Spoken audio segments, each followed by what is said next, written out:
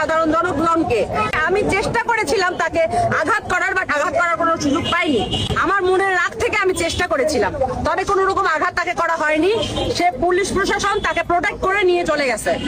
1971 সালের 14ই ডিসেম্বর বাংলাদেশের সমস্ত বুদ্ধিজীবীদের মেরে ফেলা হয়েছিল বুদ্ধিশূন্য করে দেওয়ার জন্য। আর এখন নতুন করে এই সুধী মহাজন যে মিশন শুরু করছে, তাতে মনে হয় বাংলাদেশটাকে এবার মেধাশূন্য করেই দিবে। সে মহিলা এসে জয় বাংলা স্লোগান করেছে, জয় বাংলা, এবং উত্তপ্ত করার চেষ্টা করেছে সাধারণ জনগণকে। আমি চেষ্টা করেছিলাম তাকে আঘাত করার, বাট আঘাত করার কোনো সুযোগ পাইনি। আমার মনের রাগ থেকে আমি চেষ্টা করেছিলাম, তবে কোনো রকম আঘাত তাকে করা হয়নি। সে পুলিশ প্রশাসন তাকে প্রোটেক্ট করে নিয়ে চলে গেছে। 1971 সালের 14ই ডিসেম্বর বাংলাদেশের সমস্ত বুদ্ধিজীবীদের মেরে ফেলা হয়েছিল বুদ্ধিশূন্য করে দেওয়ার জন্য।